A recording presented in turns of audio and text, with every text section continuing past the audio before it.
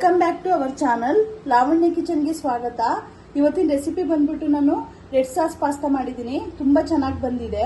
ಇದನ್ನ ಯಾವ ತರ ಮಾಡೋದಂತ ಇವತ್ತಿನ ವಿಡಿಯೋದಲ್ಲಿ ತೋರಿಸ್ಕೊಡ್ತೀನಿ. ಪಾಸ್ತಾ ಬೇಯಕ್ಕಿಡೋಣ. ಸ್ಟವ್ ಹಚ್ಚುತ್ತೀನಿ.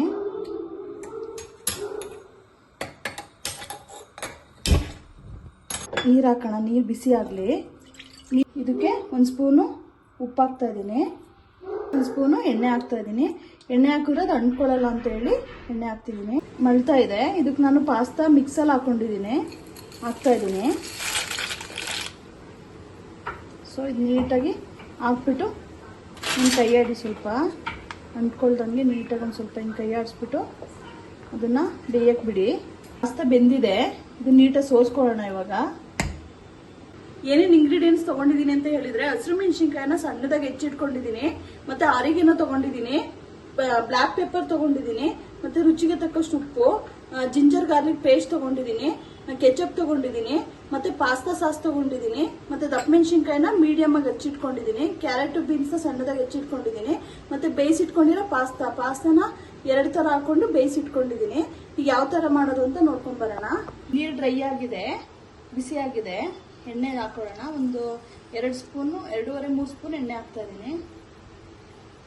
ಸೊ ಹಿಂಗೆ ಎಣ್ಣೆ ಹಾಕ್ಬಿಟ್ಟು ಸ್ವಲ್ಪ ಬಿಸಿ ಆಗಕ್ಕೆ ಬಿಡಿ. ಎಣ್ಣೆನ ಹೆಚ್ಚಿಟ್ಕೊಂಡಿರೋ ಹಸಿರು ಮೆಣಸಿನ್ಕಾಯಿ ಹಾಕ್ತಾ ಇದ್ದೀನಿ. ಬಿಸಿ ಆಗಿದೆ ಅದು.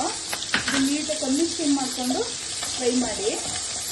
ನೀಟಾಗಿ ಫ್ರೈ ಆದಮೇಲೆ ಹೆಚ್ಚಿಟ್ಕೊಂಡಿರೋ ಕ್ಯಾರೆಟು ಬೀನ್ಸ್ ಹಾಕ್ತಾ ಇದ್ದೀನಿ. ಎಲ್ಲ ಸಣ್ಣದಾಗಿ ಹೆಚ್ಚಿಟ್ಕೊಂಡಿದ್ದೀನಿ.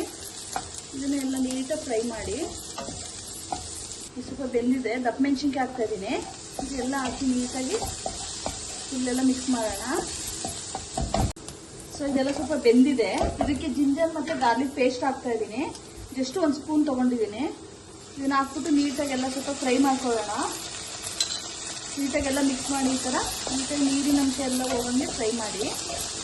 ಸೊ ಇದೆಲ್ಲ ಸ್ವಲ್ಪ ಬೆಂದಮೇಲೆ ಕೆಚಪ್ ಹಾಕ್ತಾ ಇದ್ದೀನಿ. ಫುಲ್ ಏನು ತೊಗೊಂಡಿದೆ ಎಲ್ಲ ಹಾಕ್ತಾ ಇದ್ದೀನಿ. ಹಾಕ್ಬಿಟ್ಟು ನೀಟಾಗೆಲ್ಲ ಮಿಕ್ಸ್ ಮಾಡ್ಕೊಳ್ಳಿ. ಎಲ್ಲ ನೀಟಾಗಿ ಮಿಕ್ಸ್ ಆದಮೇಲೆ ಪಾಸ್ತಾ ಸಾಸ್ ಹಾಕ್ತಾ ಇದ್ದೀನಿ. ಇದನ್ನು ಫುಲ್ ಏನು ತೊಗೊಂಡಿದೆ ಎಲ್ಲ ಹಾಕ್ತಾ ಇದ್ದೀನಿ.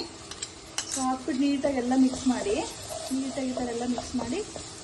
ಸೊ ಇದೆಲ್ಲ ಸ್ವಲ್ಪ ಫ್ರೈ ಆದಮೇಲೆ ಪೆಪ್ಪರ್ ಪೌಡ್ರ್ ಹಾಕ್ತಾ ಇದ್ದೀನಿ. ಒಂದು 1/2 ಸ್ಪೂನು ಹಾಕ್ಬಿಟ್ಟು ನೀಟಾಗಿ ಮಿಕ್ಸ್ ಮಾಡೋಣ.